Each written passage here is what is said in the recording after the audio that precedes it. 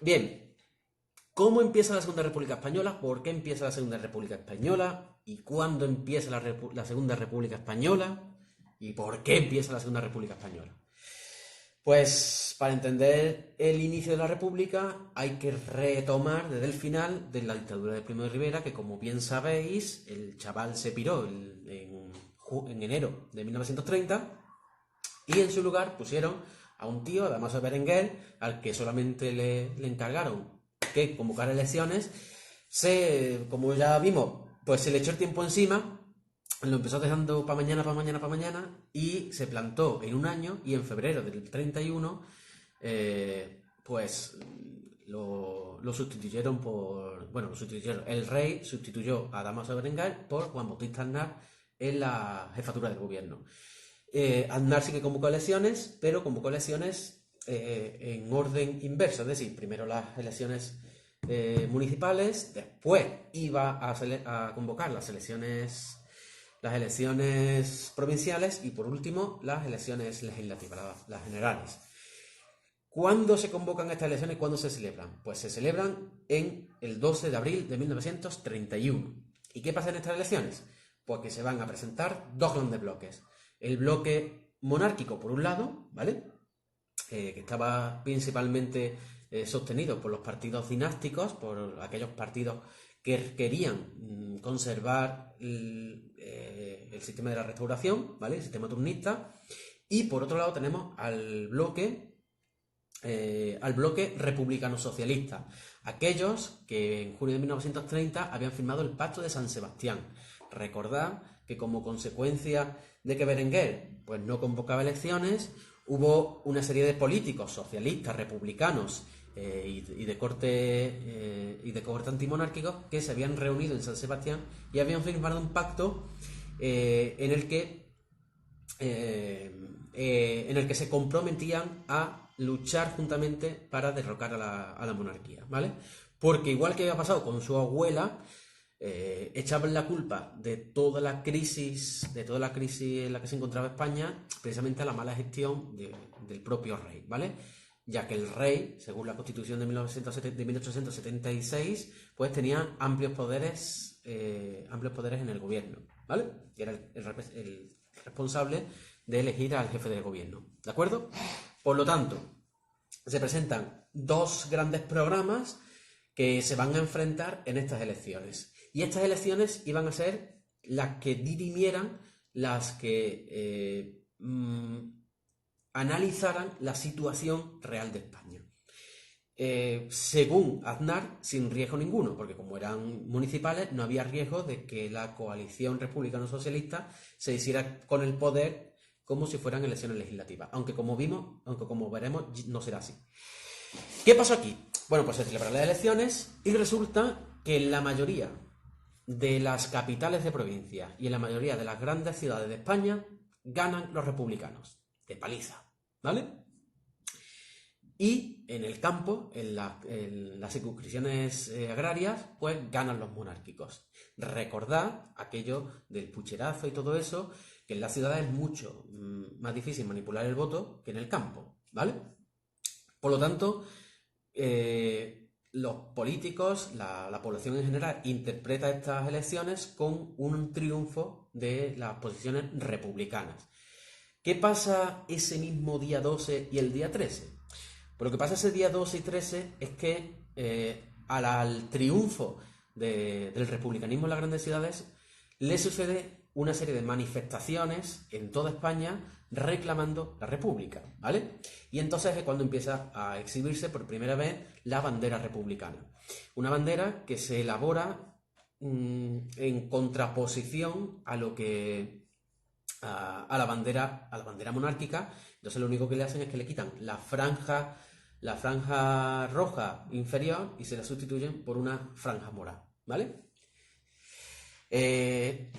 Si queréis os cuento también el origen de por qué es morado y por qué ese color. ¿Qué más? ¿Qué pasa en ese... como que es un poco fea la bandera republicana? Anda ya. ¿Qué pasa? Vamos a dejar tema, ¿eh? No me toque la bandera republicana. La franja, la franja morada inferior se incorpora por una mala interpretación del pendón de Castilla. En origen, no sé si sabéis cuál es el origen. Venga, hago aquí un paréntesis para que descanséis un poquillo y empiezo a contar anecdotillas de la simbología de esto. La bandera española, la bandera tradicional española, no sé si sabéis que viene de la época de Carlos III, ¿vale? Que Carlos III convoca un concurso para, para diseñar un pendón, que es la bandera que llevan los barcos, para diseñar el pendón de la Armada Española. ¿Quién republicano, Edu? De allá.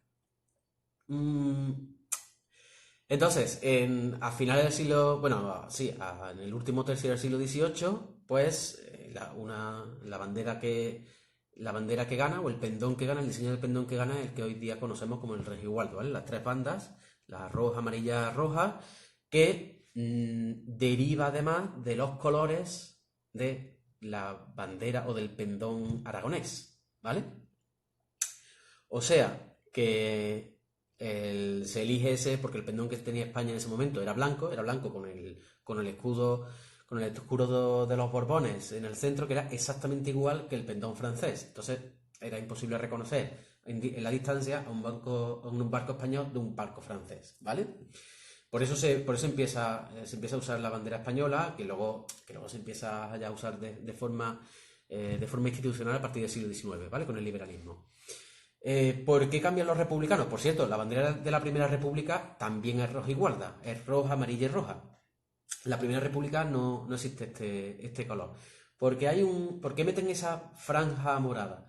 Pues porque los republicanos consideran que el color del pendón que los colores de la bandera española derivan exclusivamente del pendón aragonés, y entonces lo que hacen es recurrir a los colores de Castilla, ¿vale?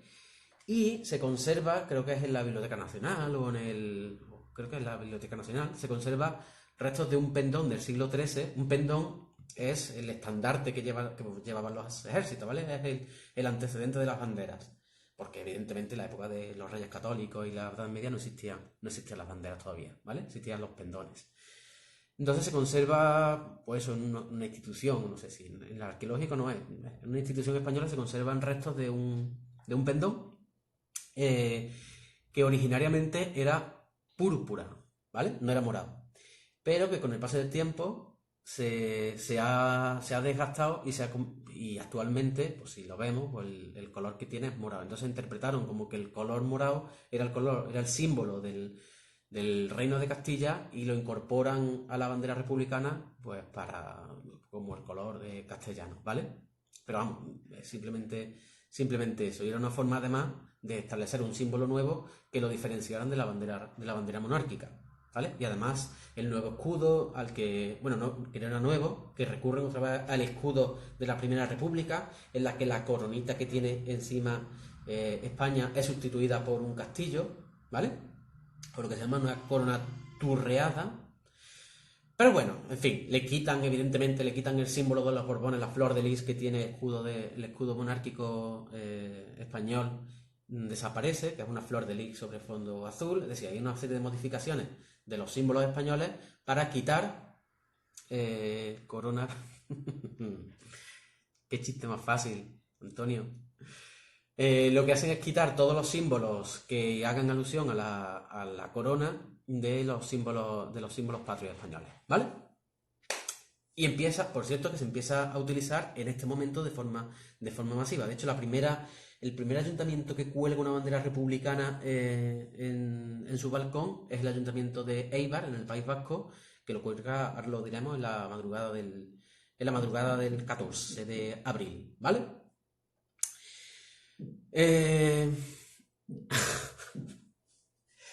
Bueno, vamos a dejar de hablar de los simbólicos de la patria, y vamos a hablar qué es lo que ocurre, y vamos a contar qué es lo que ocurre en esos 2 o 3 días de que se conocen los resultados de las elecciones hasta que se convoca la República. Bueno, pues el 13 de abril ya he dicho que se suceden un montón de manifestaciones en toda España.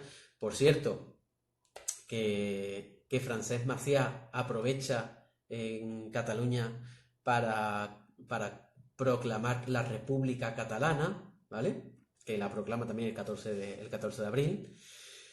Los catalanes siempre aprovechando cualquier circunstancia para saltar. ¿Qué pasa ese día?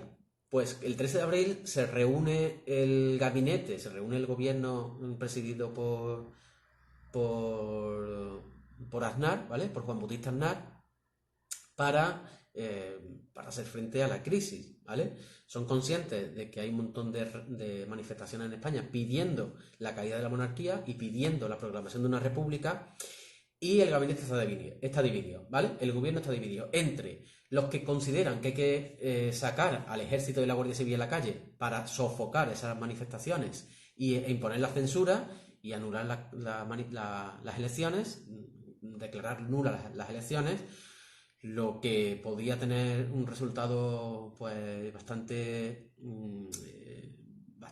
violento, ¿vale? Porque había ya una mayoría de españoles que reclamaban la república, y aquellos que consideraban que había que hacer caso a lo que estaba pidiendo ya el pueblo español y había que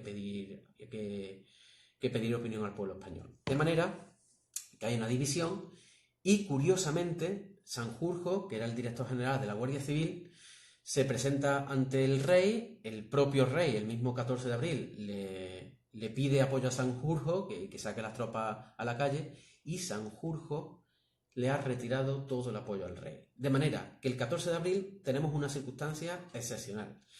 Gente liando la parda en la calle, pidiendo la república, manifestaciones que se dirigen a las plazas de los pueblos más... Perdón, eso ocurre el 13. Manifestaciones en las plazas de las ciudades más importantes, el propio gobierno dividido, la Guardia Civil que no presta un apoyo claro a la monarquía, y el rey que no sabe qué hacer. De manera que el 14 de abril amanece con varios ayuntamientos con la bandera republicana colgadita, ¿vale?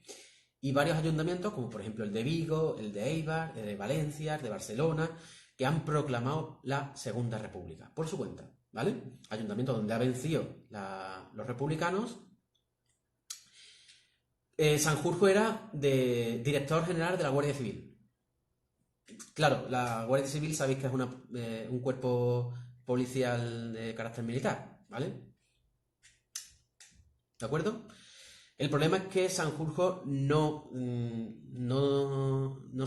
muestra un claro apoyo a la monarquía y el rey se ve cada vez más solo, con apoyo solo de un sector del ejército, con el sector africanista que seguía ahí dando caña, y la población, bueno, el apoyo del ejército, el apoyo de la iglesia, el apoyo de los terratenientes, pero la mayor parte de la población, de la base de la población española, no le muestra un apoyo claro a la monarquía, ¿vale? Y por eso va a pasar lo que va a pasar al final del día del 14 de abril, ¿vale? El 14 de abril fue un día intensísimo, porque ese día, como ya he dicho, hay una serie de reuniones entre Sanjurjo, entre los representantes de esa coalición republicano-socialista, esos que habían firmado el Pacto de San Sebastián, y al final se llega a un acuerdo, y es que van a dejar salir al rey, que el rey huya de España con garantía de que no se le va a atacar ni a la familia del rey ni al propio rey. El rey se pira, se establece en Roma a finales del 14 de abril, pues, al final del día, y ese mismo día se había levantado España con unos cuantos ayuntamientos que habían proclamado la república y con un gobierno que dimite. El propio gobierno de Aznar se descompone y dimite, de manera que se crea un vacío de poder. Por cierto, que Aznar ese mismo día, no sé si fue el 13 o el 14 de abril, pues le preguntaron, creo que fue el 13, cuando se reunieron en un gabinete de emergencia, que se reunió el gobierno para tratar el problema que había generado las elecciones. Le preguntaron los periodistas cuál era su opinión sobre la situación, y Aznar dijo una frase que quedó para la posteridad, que es, ¿qué quiere usted que piense de un país que se acuesta monárquico y se levanta republicano? ¿Vale? Así es que, sí, Laura, entre el 13 y el 14 de abril es cuando se produce la descomposición definitiva del gobierno y la caída de la monarquía. ¿Vale? 13 de abril, que es el cumpleaños de alguien. Bueno, de manera que el 14 de abril... De manera que el 14 de abril esa comisión revolucionaria, que eran los políticos representantes de los partidos que habían firmado el Pacto de San Sebastián, se autoproclaman gobierno provisional, ¿vale? Y proclaman la República, la Segunda República, de forma oficial en España. De hecho, incluso le llaman la atención a los catalanes que habían autoproclamado la República Catalana. Y entonces le dicen, bueno, espérate, echa el freno, vamos a entrar en negociación, vamos a elaborar una nueva constitución y vamos a hablar de la autonomía de Cataluña, ¿vale? De manera que al final consiguen convencer a los catalanes para que den un paso atrás en esta proclamación del nuevo Estat catalán, ¿vale? De la República Catalana.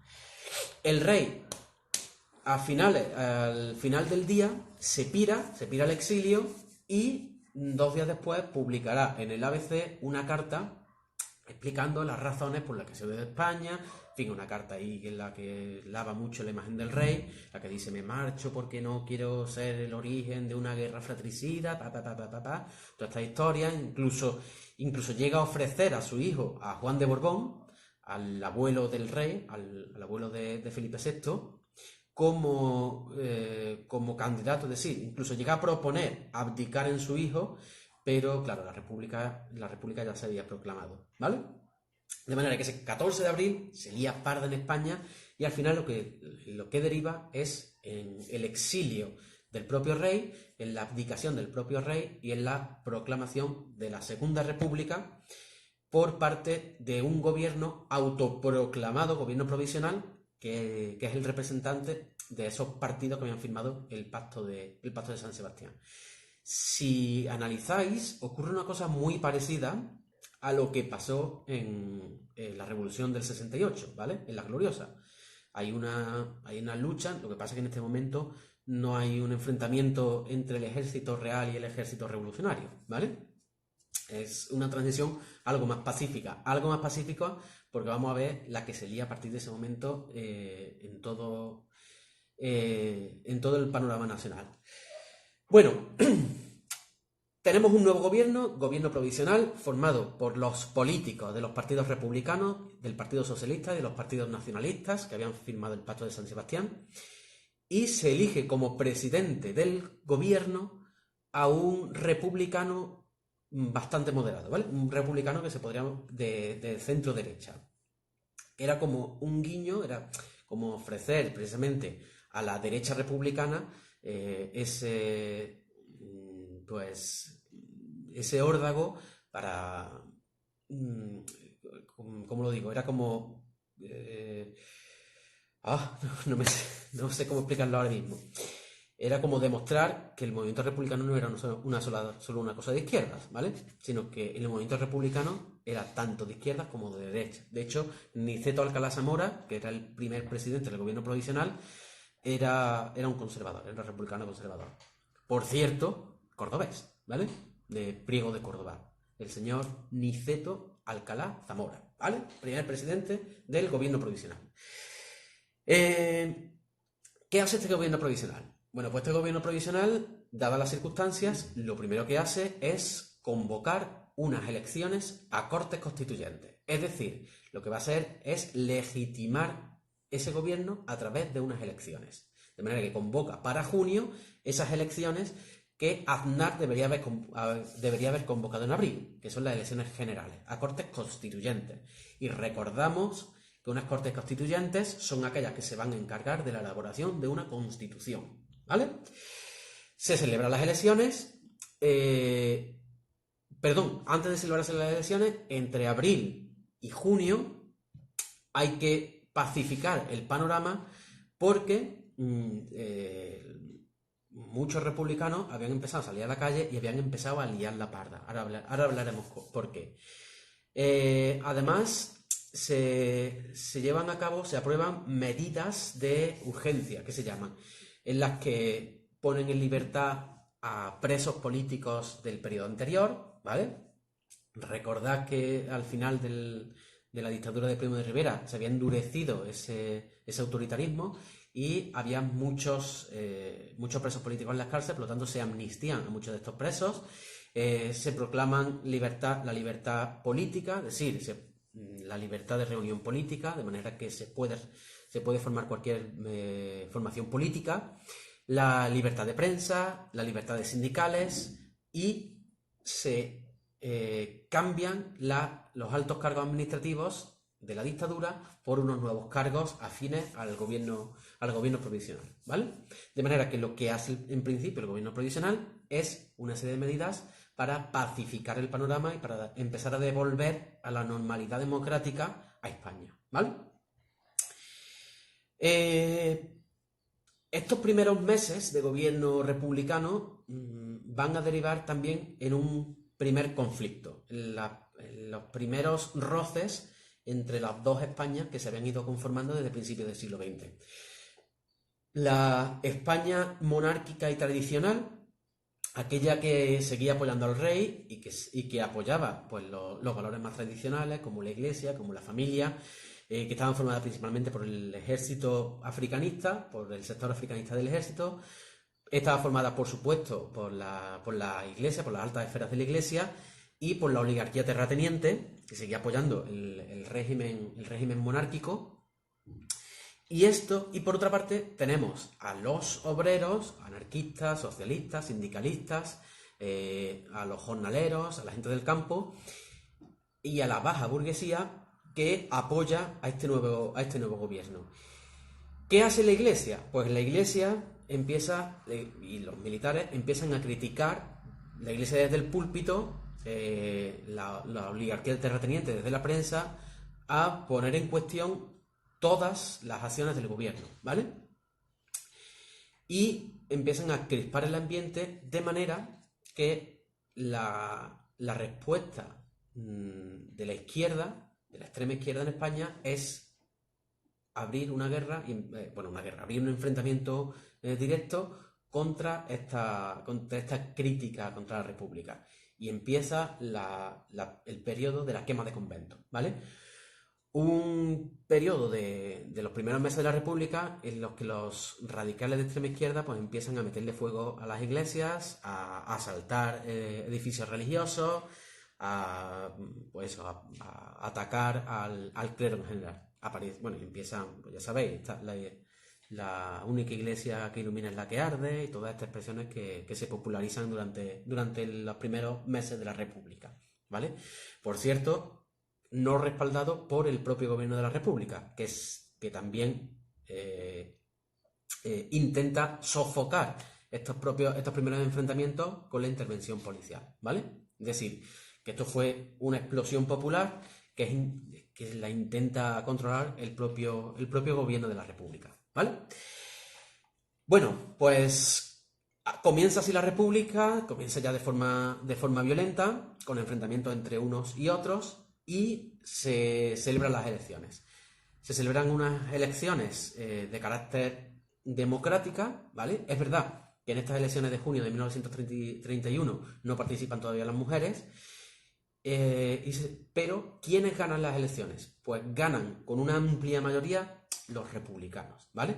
Esta coalición republicano-socialista que se había formado en el Pacto de San Sebastián, que se presenta, como ya sabemos, unida a las elecciones, y que son los que han constituido el gobierno provisional, se presentan unidos a las elecciones y ganan, ¿vale? Y sacan casi la mitad de los escaños del Parlamento en ese momento, ¿vale? Del Congreso. De manera que lo que hacen estas elecciones es ratificar, lo que hace este Congreso es ratificar a ese gobierno provisional que se había constituido en abril como el gobierno legítimamente elegido por los españoles, ¿vale? Bueno, la izquierda política, uno de los partidos que aparecen en primer lugar es el PSOE, pero en la izquierda también están los sindicatos, también está, por ejemplo, el anarquismo. La izquierda en realidad llega a España con la Revolución del 68, cuando llega Fanelli y llega toda esta peña, ¿vale? Cuando llega el movimiento obrero. Lo que hace el PSOE es que es el primer partido político que aglutina el socialismo en sus filas, ¿vale? Pero desde el punto de vista de organización política, nace con el PSOE, aunque la izquierda había llegado anteriormente, ¿vale? Con la AIT a España, ¿vale? Y de hecho se diversifica un montón y va a haber un montón de conflictos porque aparece también una izquierda republicana, una izquierda anarquista, una izquierda socialista, ¿vale? Que luego se van a enfrentar aparece una izquierda nacionalista, por ejemplo en Cataluña, Esquerra Republicana de Cataluña, ¿vale? Que aparece ya en estos años, ¿vale? Entonces, ¿qué ocurre con las elecciones? Pues lo único que pasa es que este gobierno provisional, que se había autoproclamado un gobierno, pues con las elecciones se legitima. Es decir, tiene ya detrás el respaldo de la población española que lo ha votado en unas elecciones democráticas, ¿vale? Y se legitima no solo al gobierno, sino a su propio jefe de gobierno, que es Nicito Alcalá Zamora, que sigue siendo presidente del gobierno, ¿vale? Bueno, uno de los ratificar es afirmar, es asegurar, ¿vale? Amnistía es, ya lo expliqué lo que era la amnistía. Amnistiar es liberar de carga, ¿cómo es? Alguien que está procesado y se ha encontrado culpable de algún delito, ¿vale? Pues el Estado puede amnistiarlo y es que le puede quitar esa pena de prisión o pena de muerte, ¿vale? Es quitarle la pena por la que se le ha procesado a alguien. Es lo que ocurre, por ejemplo, en Málaga, que no sé si pasa con el rescatado, una cosa así, que amnistía a un preso todos los años en Semana Santa, ¿vale? O es lo que quieren hacer con los presos catalanes, ahora mismo, con los presos del referéndum catalán, que están presentando la amnistía para que le quiten la pena que se le ha impuesto. Eso es, ¿vale? Amnistiar es simplemente lo que he dicho antes, es que aquellos presos políticos que han sido procesados por la dictadura de Primo de Rivera, eso es, liberar un preso. Los presos políticos que han sido, como lo he dicho, detenidos y procesados por la dictadura de Primo de Rivera, pues simplemente sacarlos de la cárcel y quitarles esa pena, porque ha cambiado la legislación, ¿vale? Esa es la amnistía, ¿vale? Bueno, pues he dicho que las elecciones de 1931, de junio de 1931, tienen como finalidad componer unas cortes constituyentes, ¿vale? Los presos políticos. Unas cortes constituyentes. Estas cortes, una vez que se reúnen en junio de 1936, pues lo que hacen es designar a un comité, como siempre pasa, para que se encargue de elaborar una nueva constitución. ¿Por qué? Pues porque la constitución de 1876 no vale, porque es una constitución conservadora y monárquica, y hay que elaborar una constitución democrática, inspirándose en la de 69, una constitución democrática y republicana. Y se elabora, y de hecho se elabora a contrarreloj, ¿vale? Entre junio y diciembre se elabora esa nueva constitución, que es aprobada en diciembre. Y a partir de diciembre de 1936 tenemos una nueva constitución, la Constitución Republicana, la primera constitución republicana que entra en vigor en España. Porque recordad que la Constitución Republicana del sexenio no entró en vigor en España, ¿vale? Se quedó ahí casi a punto de aprobarse, ¿vale? Entonces, la primera Constitución republicana, que por cierto es la primera constitución realmente democrática que tiene España. ¿Por qué es realmente democrática? Porque la Constitución Democrática del 69 no contemplaba el sufragio universal, sino que contemplaba el sufragio universal masculino. Y esta es la primera Constitución española que proclama el sufragio universal, sin distinción de sexo, procedencia, ideología, ni nada de nada.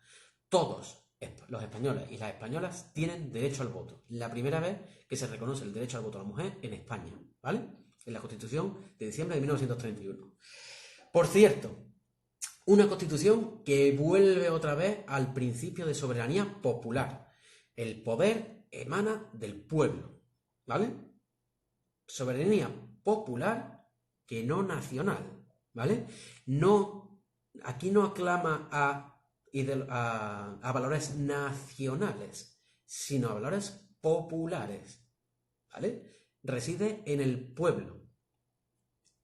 Y esto, pues tiene esta terminología, pues tiene evidentemente unos matices progresistas, de izquierdas, ¿vale?